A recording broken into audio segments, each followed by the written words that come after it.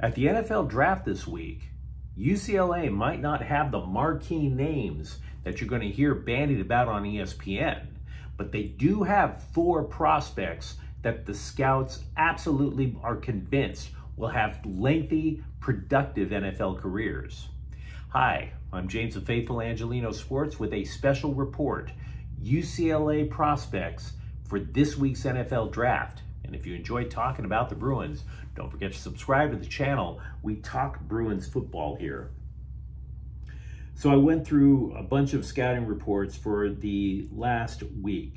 Yesterday, by the way, in case you're curious, I posted a clip about USC prospects and where they may land in the draft.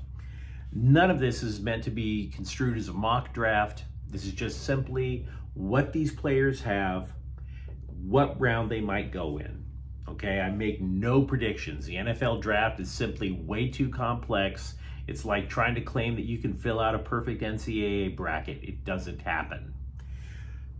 There are 8 players total that I was able to get decent scouting reports on. 4 of them, I believe, are absolute locks to get drafted. Possibly a 5th. The other 3, not so much. We're going to start by breaking down the absolute sure thing for the Bruins in this draft. Zach Charbonnet. You guys have been watching him for the last couple of years. There are so many scouts, so many draft nicks, so many people who are just extremely passionate about how they believe that Zach Charbonnet is possibly going to be the running back of the class. He may not go in the first round. Very few people think of him going in the first round. Most of them say that he's going in the 3rd. But having said that, the people who are passionate about him keep pounding the table about how damn solid he is in a variety of ways. Not just as a runner, but as a receiver. Even though it's a spread offense, you would think a spread offense would probably require a little quick back. No. Zach Charbonnet is the type of guy, he makes one cut, finds a hole, and he's gone. And he's powerful. Multiple tacklers need to bring him down. In addition to that, extremely dependable. He did not fumble in college. Not once. You don't think NFL teams are going to find that extremely valuable? Even more so than the 5.9 yards per carry that he averaged in college. He's not cute. He doesn't have breakaway speed. He just simply gets you yards every time you hand him the ball. He is basically about as safe a bet as any team could place if they need a running back. Think of him in terms of, not necessarily in terms of style of run, but if you recall Maurice Jones-Drew, very successful Bruin in the NFL, had an extremely lengthy career. He was just flying under the radar because he was playing for the Jacksonville Jaguars. That is the type of career numbers, the career productivity that people are believing they are going to get out of Zach Charbonnet. Now, having said all of those things, keep in mind that he might have to get drafted by a team that gives him a favorable offensive setup. In other words, he may need a zone blocking offensive line in front of him instead of a traditional power blocking offensive line. Because the zone blocking offensive line, as soon as he gets the ball, he makes that one cut, reads. A zone blocking scheme is designed to create any sort of a hole for him to find a way to slide his way through. Power blocking, your hole is defined, and it's either there or it's not. So if Zach Charbonnet gets drafted by the right team, he is going to have an extremely productive career. Expect him to be taken in day 2 of the draft. It would be surprising if it was day 3. The second headliner of the draft, well, it's actually a coin flip. Sure, you want to think about quarterback Dorian Thompson-Robinson, and that's not a bad guess, especially when you consider the fact that Thompson-Robinson has been consistently listed as one of the top 5 quarterbacks in the draft. And there's a lot of quarterback needy teams in the NFL. There always is. But I don't see a lot of people saying Thompson Robinson is going to be drafted in the first round. So what happens then? Let me throw a possibility out at you. And I'm not saying that I know I'm right. Guard John Gaines. I've been reading multiple reports that suggest he could go in day 2 of the draft for UCLA. He's a 6'4", 303-pound guard. He is an extremely effective run blocker. Matter of fact, you could pretty much line him up as anywhere on the interior of the offensive line at all, whether it's guard or center. Possible starter in a couple of years. He was one of those guys who had an outstanding workout at the combine. There are some teams that actually love the so-called workout warriors. Consider the Raiders traditionally, when Al Davis was still alive. He loved getting workout warriors in there. Now, having said that, he too has to go to a team that would fit his needs. He is significantly more effective blocking for the run. So, you're looking at teams perhaps like San Francisco, teams like Cleveland, as possibly looking at John Gaines. And by the way, he too is a zone blocking scheme specialist. So if it's the right team at the right time, don't be surprised to see John Gaines get drafted ahead of Dorian Thompson-Robinson. There is a lot of groupthink about people like John Gaines when it comes to the NFL draft, trying to slot people in.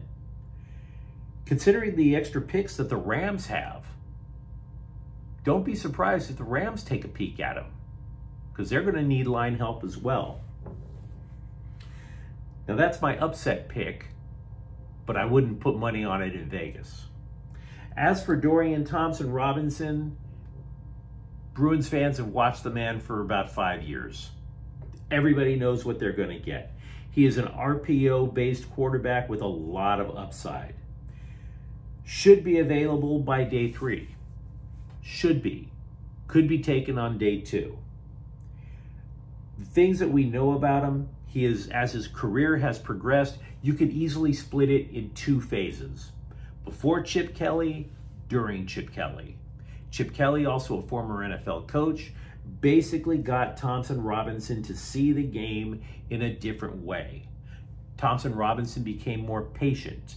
Thompson-Robinson then started to use his legs not to run for first downs, but to basically try and buy more time when his offensive line blocking started to crack or break down. And then he would start choosing passes that would be acceptable. The problem is this. I keep reading about how he has problems with the deep ball, problems with touch passes, and you're sitting there going, wait a second. You're either throwing the ball as hard as you can or you're trying to finesse it in there. He's having trouble with both? Well, that would tell you that his throwing technique still needs a little bit of work. And if that's the case, in college ball, you can get away with having bad throwing technique if you're in the right scheme, like a Chip Kelly offense. Because the wide receivers at UCLA, they got pretty dang wide open on a regular basis. So if Thompson-Robinson was off the mark by a little bit, the wide receiver could recover. That window is significantly tighter in the NFL. And that is the reason I believe that Thompson-Robinson could slide back to day 3. Could be wrong. Offensive lineman Antonio Mafi made a name for himself when he switched from defensive line. He did it to be a team player. He lost 70 pounds. They put him on the interior offensive line for UCLA, and man, was he great. He too should be a late 3rd or early 4th round pick. Here's the thing about him. We mentioned earlier about how John Gaines excels in zone blocking. Mafi excels in power. He loves contact. He wins battles with the defensive line just based on sheer heft and might. So there are going to be teams that look at somebody like that. The problem is that, again, he can't necessarily fit in a zone blocking scheme because a zone blocking scheme requires that you have to move and be quick. He lacks foot speed. But having said that, if you're looking for somebody who's just going to flat out knock you on your ass, Antonio Mafi is a pretty solid pick. So in the NFL, you're thinking of teams like, say, again, not predicting, but teams like Dallas. He could start for the Cowboys in relatively short order, maybe as early as his second year. So there's that possibility. Jake Bobo is the last person that I would expect to be in the running to be a draft pick out of the UCLA prospects. He is a possession receiver. He is unfortunately it's either an unfinished product in terms of what he's been taught, or a finished product and he's just not good enough to be quality. He works for the ball, but he doesn't necessarily win every ball. Do you see the difference? Works hard, but the work doesn't necessarily produce the results. He's not considered a deep threat. He's considered high IQ. I've seen multiple media outlets compare him to Ben Skowronek of the LA Rams. And honestly, if that's true, I'm not impressed. Ben Skowronek does not impress me. I've seen him drop too many balls. He does have some physical advantage because he has great hand-to-eye coordination, and he also has good footwork. But again, he also has a physical disadvantage, his speed. He's probably a third wide receiver at best, possibly a fifth. So he could get drafted, but don't be surprised if you're talking about the tail end of the draft. There are 3 more UCLA prospects that I want to talk about with you briefly. We mentioned wide receiver Jake Bobo. Kazmir Allen is a combination running back wide receiver. The problem? He's considered too small. Maybe the man winds up getting a job as a kick returner. Offensive tackle Raekwon O'Neal. He moves well. He lacks balance. And what that means is he gets knocked off by defensive linemen relatively easily. So I don't think he's going to get drafted. Same for safety Stephon Blaylock. I did not see Blaylock get listed in a single NFL draft scouting report.